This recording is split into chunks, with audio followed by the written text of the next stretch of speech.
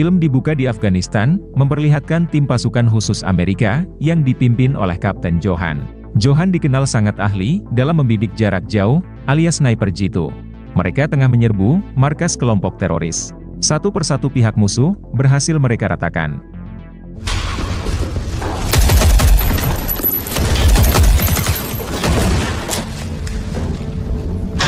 Setelah itu, Johan menginterogasi seorang musuh yang masih tersisa, terkait keberadaan si ketua teroris. Di tengah interogasi, ketua teroris pun muncul, dan langsung melepaskan tembakan.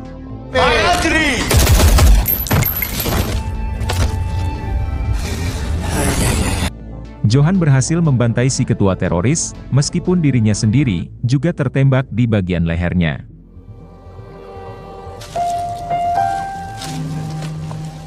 Lalu adegan film berpindah, pada 1 tahun kemudian. Seorang ayah dan putranya yang masih kecil, terlihat sedang berburu di hutan. Si bocil ini bernama Barry, dan ini adalah pertama kalinya, Barry diajak oleh si ayah berburu di hutan. Terlihat Barry masih takut, memegang senjata milik ayahnya, dan juga terlihat tidak tega, harus menembak buruan pertamanya. Setelah itu, ayah dan anak ini, langsung menyantap hasil buruan mereka. Ternyata si ayah, adalah Kapten Johan, yang ternyata masih hidup. Setelah nyaris tewas pada misi terakhir, Johan memutuskan untuk pensiun, dari dunia kemiliteran. Dengan menjadi warga sipil biasa, Johan jadi memiliki banyak waktu luang, bersama keluarga kecilnya ini. Johan ingin putranya yaitu Barry, tumbuh menjadi pria yang tangguh, berani dan bertanggung jawab. Atas dasar itulah, Johan berusaha melatih si anak sejak dini.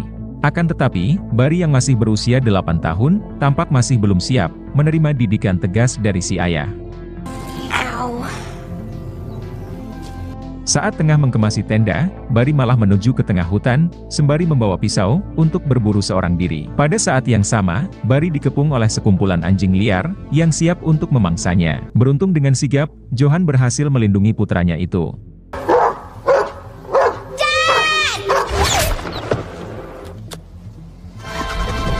Setelah itu, Johan mengajak Barry pulang. Setibanya di rumah, kita diperkenalkan dengan Maya, yaitu istri Johan. Barry lantas menceritakan keseruan hari ini saat berburu dengan sang ayah. Ternyata Maya sedang mengandung anak kedua. Johan tampak sudah tidak sabar untuk menimang anak keduanya itu. Di pagi harinya, Barry heran melihat sang ayah yang memakai seragam militernya sembari menyiapkan sarapan. Johan mengatakan, dirinya mendapat pekerjaan, mengisi sebuah seminar kemiliteran, yaitu untuk menyemangati para militer junior, yang siap terjun ke medan perang. Meskipun sudah pensiun menjadi militer, Johan tetap tidak pelit, untuk berbagi ilmu dan pengalaman, kepada para juniornya di militer.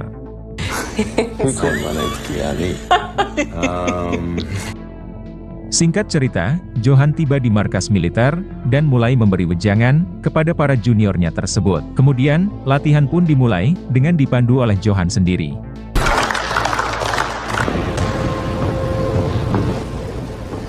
Di tengah latihan, senior Johan yang bernama Anton, datang menyapa Johan.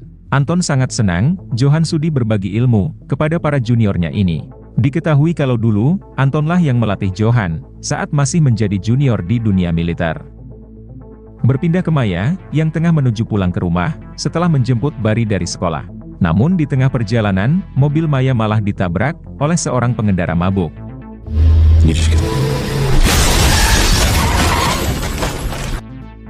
Singkat cerita, Maya dan Barry, dilarikan ke rumah sakit, dan segera ditangani, di ruang gawat darurat. Mengetahui anak dan istrinya kecelakaan, Johan pun buru-buru ke rumah sakit. Johan yang sudah berada di rumah sakit, lantas dihampiri oleh seorang dokter, yang menangani Maya dan Barry. Si dokter memberitahu Johan, kalau keadaan anak dan istrinya, sekarang masih dalam keadaan kritis, dan membutuhkan darah jenis RH+. Rumah sakit hanya memiliki satu kantong, golongan darah jenis langka tersebut, yang hanya cukup, untuk menyelamatkan satu orang saja. Untuk itulah, si dokter meminta Johan memilih, siapa yang lebih dulu diselamatkan, antara istri dan anaknya tersebut. Si dokter juga meminta maaf kepada Johan, karena gagal menyelamatkan cabang bayinya, yang ada di dalam kandungan Maya. Mengetahui ini semua, tentu Johan sangat terpukul, tapi masih berusaha untuk tetap tegar. The baby's died. Kemudian, Johan melihat istrinya, yang keadaannya semakin kritis. Sehingga tak lama berselang, Maya pun menghembuskan nafas terakhirnya. Sampai pada akhirnya, kantong darah tersebut, digunakan hanya untuk menyelamatkan Barry saja.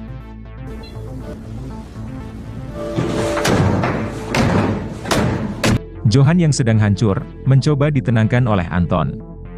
Beberapa jam kemudian, Johan mendapat laporan dari rekannya di kepolisian. Terkait pelaku yang menabrak mobil Maya, adalah seorang pemabuk yang sudah sering menabrak orang di jalan raya. Namun anehnya, si pemabuk selalu lolos dari jeratan hukum. I'm sorry. Mendengar hal itu, Anton pun mulai beraksi, meringkus si pemabuk tersebut. Setelah berhasil ditangkap, tanpa ampun sedikit pun, Anton pun langsung menghabisinya. Hal ini Anton lakukan, demi sahabat baiknya, yaitu Johan. 7 tahun telah berlalu, akan tetapi, Johan masih belum bisa melupakan istrinya. Meskipun si pelaku juga sudah tewas dihabisi oleh Anton sahabatnya. Sedangkan Barry sendiri, tumbuh menjadi remaja yang nakal, akibat kurang kasih sayang dari ayahnya, yaitu Johan. Terlihat Johan, sedang menghadiri persidangan anaknya, yang ditangkap karena mencuri. Dan ini sudah ketiga kalinya, Barry ditangkap oleh polisi, akibat beberapa kenakalan, yang Barry lakukan. Karena masih di bawah umur, Barry pun tidak dipenjara. Namun apabila sekali lagi, Barry ditangkap oleh polisi, maka pengadilan terpaksa, memasukkan Barry ke lembaga masyarakat. Dengan kata lain, Barry akan dipisahkan dari ayahnya, yaitu Johan. Logan, I sympathize with you still taken from your care. Good.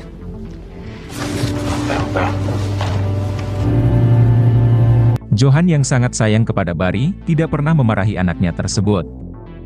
Di keesokan harinya, Johan yang seorang sales minuman kaleng, mendatangi sebuah toko, untuk menawarkan dagangannya tersebut. Akan tetapi, kedatangan Johan malah disambut kurang ajar, oleh si pemilik toko tersebut.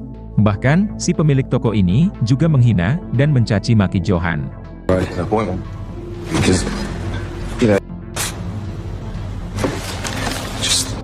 Johan lantas masuk ke dalam mobilnya, dalam keadaan sakit hati. Namun ia balik lagi ke dalam toko, sembari membawa sebilah pisau, dan lantas mengancam si pemilik toko. Sekali lagi dihina seperti itu, Johan mengancam, akan membantai si pemilik toko. Setelah diancam seperti itu, barulah si pemilik toko ketakutan, dan langsung meminta maaf kepada Johan.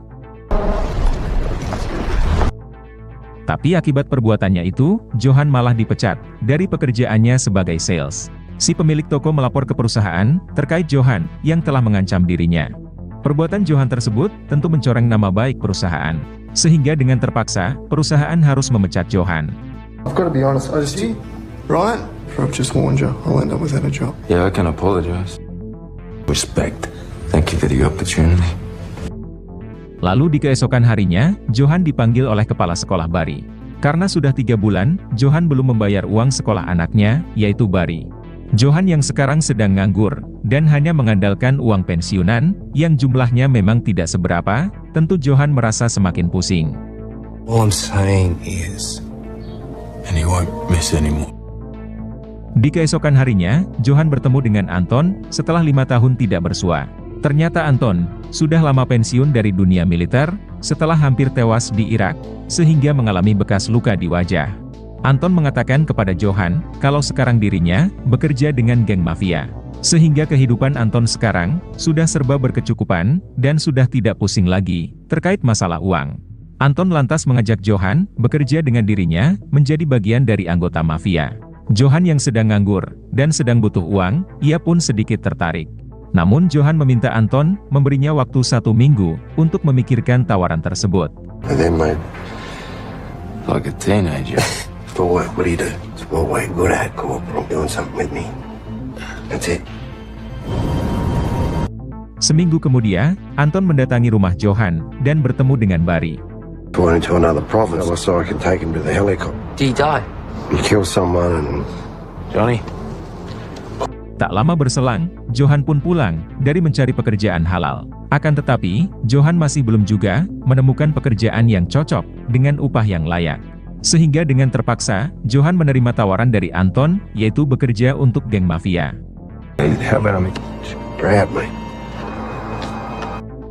Malam itu juga, Anton mengajak Johan merampok markas geng mafia musuh. Setelah membantai mereka semua, Anton langsung menguras semua uang di brankas.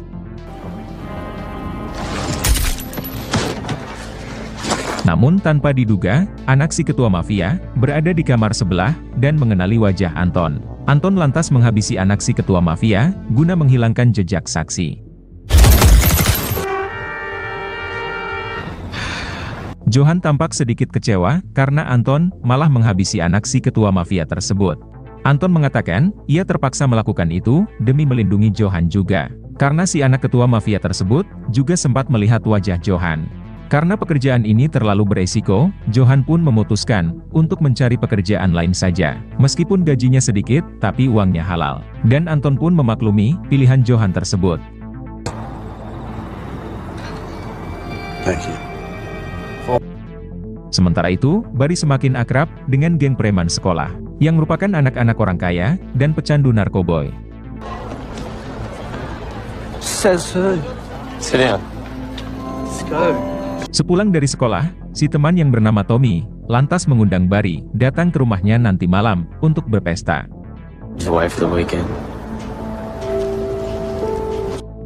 Pada sore harinya, Anton mendatangi Johan yang sedang bekerja sebagai penjual karcis lotre. Anton mengatakan kalau bos mafianya sepertinya sudah mulai curiga kalau Anton ada kaitannya dengan perampokan geng mafia minggu lalu. Ternyata aksi perampokan tersebut, Anton lakukan tanpa sepengetahuan si bos mafianya. Dan malam ini, si bos mafia mengajak Anton bertemu di sebuah tempat untuk diinterogasi. Anton lantas meminta bantuan Johan, yang seorang sniper jitu, untuk melindungi dirinya dari jarak jauh dalam pertemuan itu nanti. Karena Anton khawatir, si bos mafia ingin menghabisi dirinya. Sebagai balas budi, Johan pun dengan terpaksa setuju untuk membantu Anton. Meskipun dirinya sudah berjanji untuk tidak akan membrutal lagi. Di malam harinya, Barry meminta izin kepada Johan untuk pergi berpesta di rumah temannya. Johan mengizinkan, asalkan Barry tidak meneguk minuman keras sampai mabuk. Yeah, I promise. Thank you for asking me. Singkat cerita, Barry dan teman-temannya berpesta sampai teler. Kemudian, Tommy menyuruh Barry mengendarai mobil mewah milik ayahnya. Sehingga malam itu, Barry CS ugal-ugalan di bawah pengaruh minuman keras. Sementara itu, Johan tengah mengawasi Anton yang diinterogasi oleh bos mafianya. Beruntung Anton bisa meyakinkan si bos mafia kalau dirinya tidak terlibat dalam aksi perampokan tersebut. Sehingga dengan begitu, Johan tidak perlu membrutal malam ini. Pada saat yang bersamaan, Johan ditelepon oleh Barry yang sedang mengalami kecelakaan. Saat itu juga, Johan tancap gas menemui anaknya itu. Setibanya di tempat tujuan, Johan sangat kecewa dengan Barry yang tidak menghiraukan nasihatnya agar tidak mabuk-mabukan, apalagi sampai ugal-ugalan seperti ini. Beruntung tidak ada korban jiwa dalam kecelakaan ini. Akan tetapi, mobil mewah ayah Tommy mengalami kerusakan yang cukup parah. Dan yang lebih parahnya lagi, Tommy malah meminta Barry yang bertanggung jawab mengganti mobil mahal ayahnya itu. Karena Barry lah yang mengendarai mobil tersebut. Sorry. Sit down. Sepulangnya ke rumah, Barry terus saja menangis, menyesali perbuatannya malam ini. Johan berusaha menenangkan Barry dengan berkata kalau semuanya akan baik-baik saja.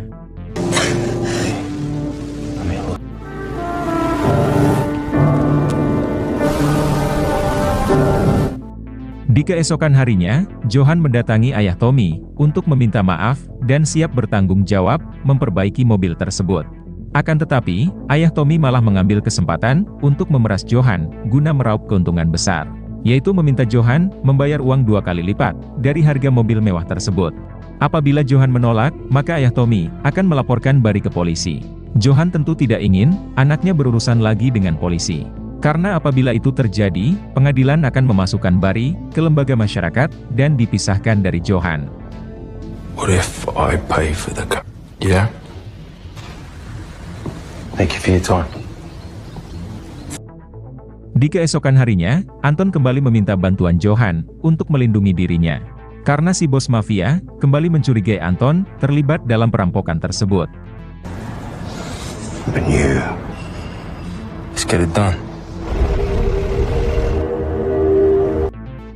Singkat cerita, Johan terlihat sedang memantau Anton yang tengah diinterogasi di dalam mobil.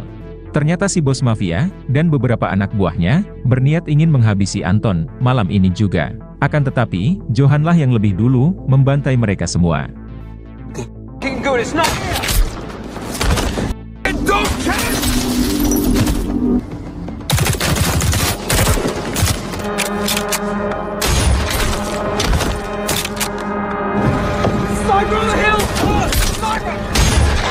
Setelah itu, Anton pun berjanji tidak akan melibatkan Johan lagi dalam hal yang berbau kriminal. Kemudian, Anton memberi Johan uang untuk mengganti kerugian mobil ayah Tommy, yaitu sebagai upah atas jasa Johan dalam membantai geng mafia malam ini. Setelah itu, Anton mendatangi ayah Tommy. Sepulang dari kerja, ayah Tommy pun dikejutkan dengan kemunculan Johan di dalam mobilnya. Kemudian, Johan membayar uang ganti rugi yang diminta oleh ayah Tommy. Johan pun mengancam akan menghabisi ayah Tommy apabila ayah Tommy berani memeras dirinya lagi. You have a son. Don't test me. Sementara itu, Johan malah diserang oleh kerabat si bos mafia, sehingga aksi baku hantam tidak dapat lagi dihindari.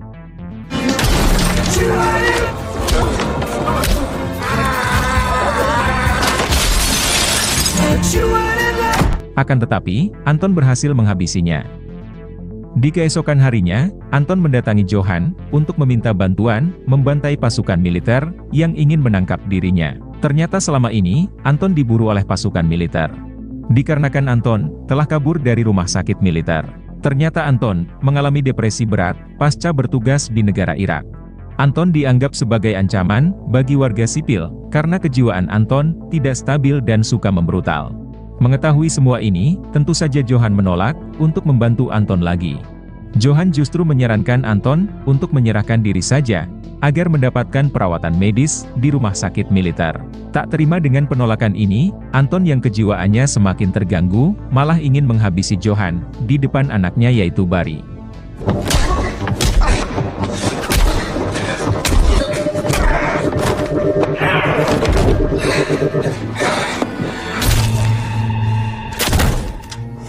Akan tetapi, Antonlah yang justru tewas dihabisi oleh Barry. Setelah itu, Johan mengajak Barry untuk menenangkan diri di sebuah taman. Kemudian ayah dan anak ini berjanji akan saling melindungi satu sama lain, apapun yang terjadi. Kemudian, film pun selesai.